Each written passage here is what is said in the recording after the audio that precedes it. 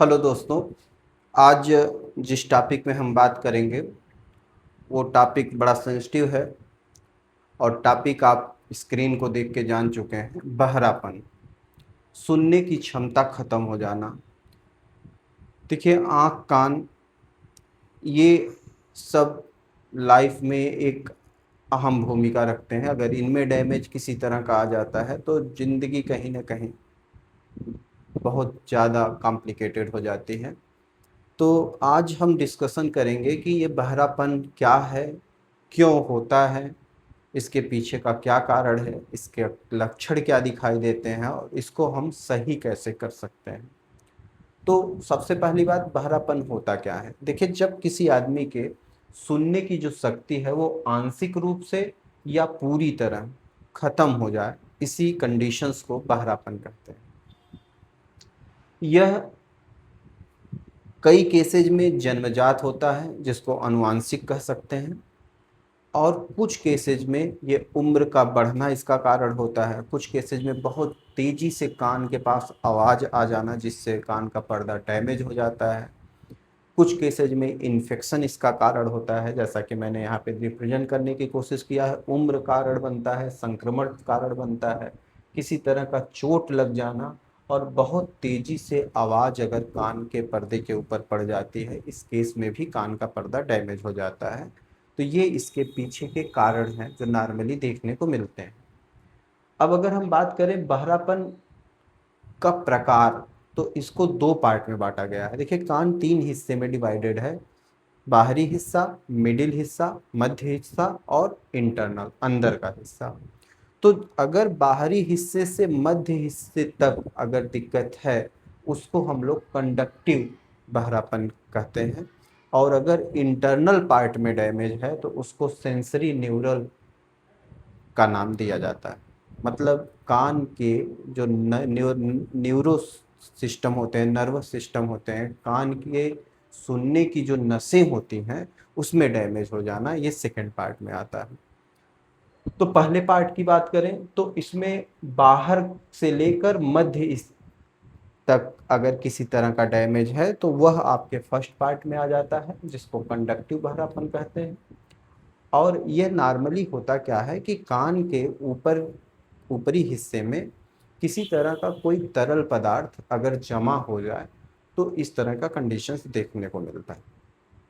दूसरा जो होता है, इसमें कान की जो सुनने वाली नसें हैं वो किसी तरह से अगर डैमेज हो गई हों तो जो कंडीशंस बनता है ये थोड़ा सा कॉम्प्लिकेटेड कंडीशन बनता है, ये क्रोनिक कंडीशन में आ जाता है। आगे की बात करें तो लक्षण की बात करें तो लक्षण बहरेपन का क्या होता है कि भाई किसी से आप बात कर रहे हैं, वो बार बार आपसे पूछना चाह रहा है आप क्या बोल रहे हैं। इसका मतलब वो आपकी बातों को पूरी तरह सुन नहीं पा रहा है, समझ नहीं पा रहा है।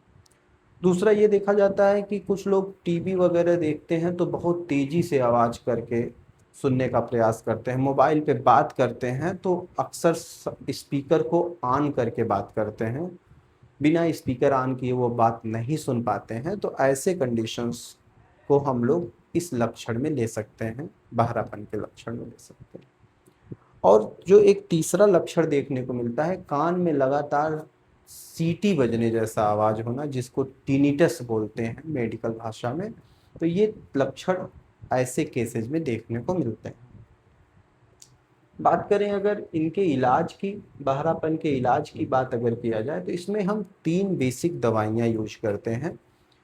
देखिए, जब भी बात होम्योपैथिक मेडिसिन की आती है तो सिम्टम बेस्ड दवाइयाँ होती हैं। तो इन तीनों दवाइयों का सिम्टम समझने का प्रयास करिए। इसमें पहली दवा है जीनोपोडियम।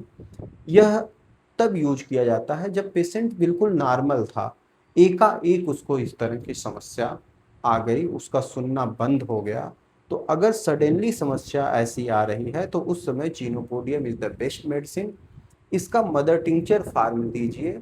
मदर टिंचर फार्म को 20 बूंद आधे कप गुनगुने पानी में चाय की तरह सुबह दोपहर शाम देना चाहिए।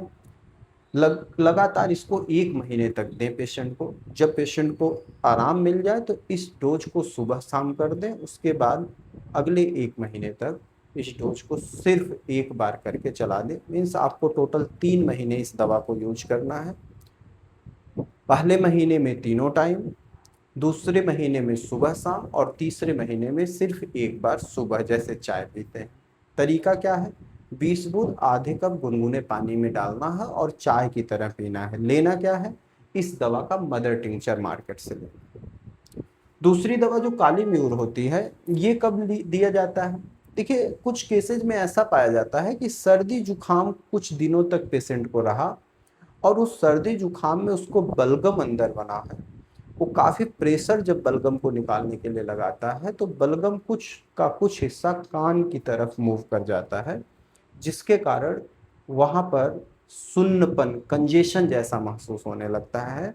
इस कंडीशन में हम काली म्यूर दवा का यूज करेंगे, और इस दवा का 30 पावर यूज करना है। 3 बूंद सुबह, 3 बूंद दोपहर, 3 बूंद रात। इसको हम ग्लोब्यूस में मिलाकर भी यूज कर सकते हैं। 4 से 5 दाने को सुबह दोपहर शाम चूस सकते हैं।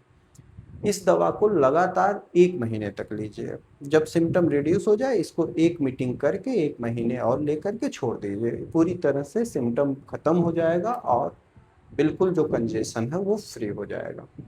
तीसरी जो दवा है कास्टिकम।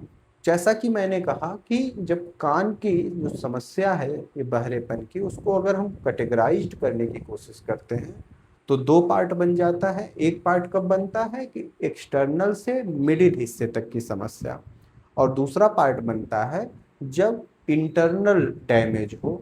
तो इंटरनल डैमेज में कान के सुनने की जो नसें होती हैं वो ज़्यादातर मामले में डैमेज मिलती हैं। अगर उस तरह की समस्या है, तो उस समय causticum is the best medicine. Causticum को 200 पावर में लेना चाहिए, सुबह 3 बूंद, शाम को 3 बूंद। और इस दवा का, ये जो 200 पावर की दवा है, इसको 15 दिन तक शुरुआती दिनों में लेना चाहिए। उसके बाद इस 200 पावर की दवा को सिर्फ सुबह कर दीजिए अगले 15 दिन तक। सिम्टम अगर 1 महीने में 50 से 60% रिड्यूस हो जाता है, तो इस दवा को वीक में 2 बार ले लीजिए। एक बार संडे को ले लीजिए, एक बार बीच में वेडनेसडे को ले लीजिए, 3 बूंद सुबह सुबह। और उसके बाद नेक्स्ट 15 डेज के बाद इस दवा को वीकली कर दीजिए।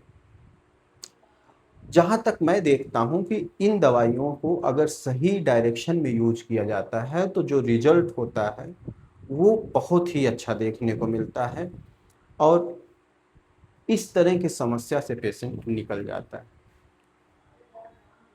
किसी भी तरह का अगर कोई भी सलाह हमारी टीम से आप लेना चाह रहे हैं, तो हमारी संस्था उत्तर प्रदेश में पूर्वांचल विश्वविद्यालय के पास है। हमने स्क्रीन पे अपने संस्था का नाम और मोबाइल नंबर शेयर कर दिया है।